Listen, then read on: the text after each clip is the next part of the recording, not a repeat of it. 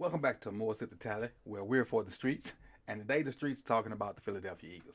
So in our new series of me playing the GM, I'm the GM of the Philadelphia Eagles, Super Bowl runner-up, owner of two first-round picks. This is the second of the two at pick 31, and let's kind of get into what I think is going on with the Philadelphia Eagles. So again, looking at their roster, and I look at quarterback, check, good. Running back, check, good. O-line, damn good. Tight end, good. Wide receiver, damn good. So let's switch over to the defensive side of the ball. D-line, they lost a guy to San Francisco. I forget his name. What's that? Hargrave. They lost Hargrave to San Francisco. Linebacker, they got N'Kobe Dean sliding there. They still got Reddick, so they're good there. Cornerback, they got Big Play Slayback and others. At safety, safety may be a question mark for them. But in the past, how many first round safeties normally get picked? And I know Kyle Hamilton was picked in the first round last year, but that was kind of a freak anomaly right there. So when I look at my board and I see who's left on the board at the time at pick 31, there's a guy there that is kind of under the radar, but really a top 5 talent. The Eagles lost Miles Sanders last year. And yeah, they picked up other guys. They got Gainwell. They got Boston Scott. They got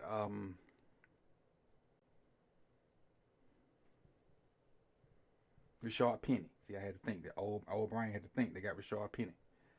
But I think he'll be hard pressed to pass up Bijan Robinson right here. Rashard Penny's 27. Gainwell's 24. Boston Scott's 27. You know, the life of a running back ain't long. 5 to 8 years max. And really to pick up Bijan to go along with what Jalen Hurts does and what the Eagles O-line do in the run game would be really, really, really impressive.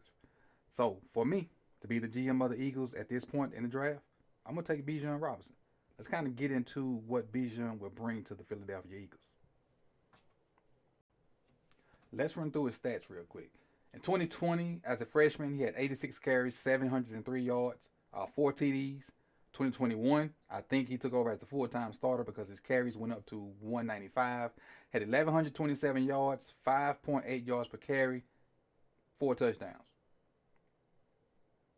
I forgot to mention that he had 8.2 yards per carry as a freshman. 2022, season that just ended. 1,580 yards, 6.1 yards per carry, 18 touchdowns. 18 touchdowns.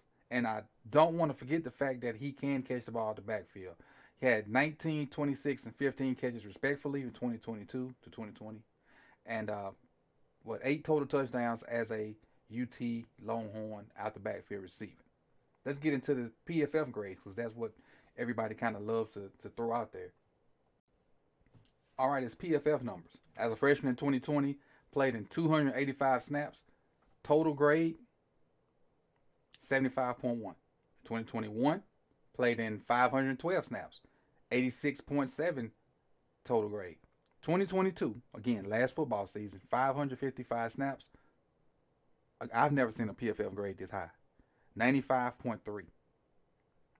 You know, and you can have your pros and cons about PFF, but I've never seen one that high. 95.3. And he's that dude. I think he's a top 5 talent, but the position he plays is just undervalued in the NFL right now. Let's kind of take a look at his strengths and weaknesses as told by the scouts from the NFL Combine.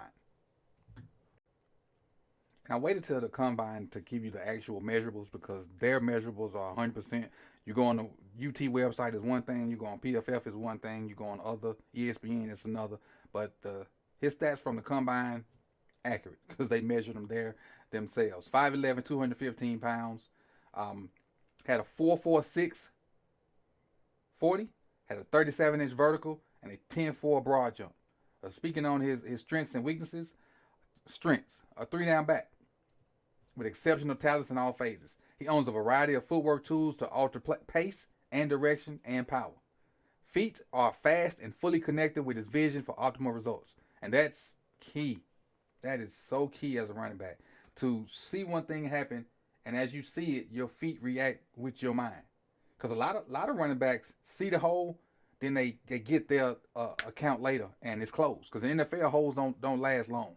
But if your feet and your mind got to be in sync, well, your eyes too got to be in sync to see the hole and hit it almost instantaneously.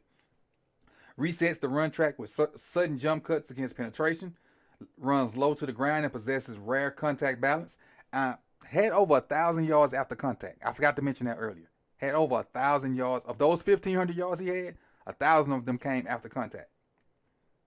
Ability to stack moves adds a level of unpredictability to his carries. Pinballs off angles, strikes, and can rip through leg tackles.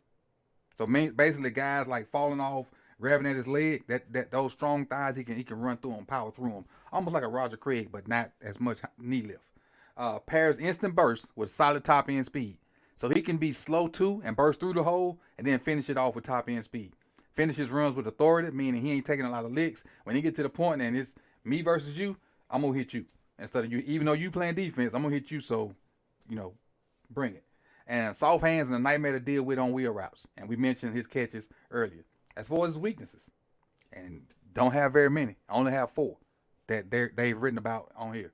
Might need to quicken operation time against speedy NFL defenses, because he won't be able to process. He won't be able to take as long to process stuff. He gonna have to in the NFL. In Texas, he probably could see it, then hit it. But just got to pick up the speed of the game, and that ain't hard to do.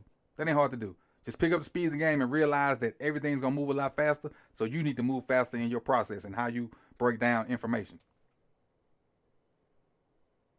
He needs to run with a more decisive plan and go mentality, and needs more consistency and urgency and pass protection duties. And we all know, no matter how well you run the rock, if you can't block, can't protect the QB, your butt won't be out there.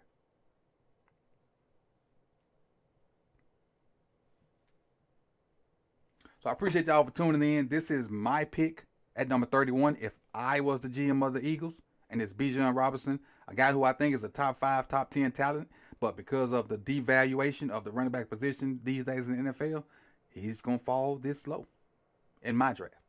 But again, I appreciate you guys for coming through. Like, comment, subscribe, share. Tomorrow we'll hit number 30 with whoever has the number 30 pick. I'll look it up in a minute. But I appreciate you guys for coming through. Like, comment, subscribe, share. Any Eagles fans watching this, I appreciate you for coming through. Sharing this with your groups and whatnot. Peace. Make sure you comment too. Make sure you comment. I respond. We can have a great chat about why or why not the Eagles could benefit from Bijan Robinson.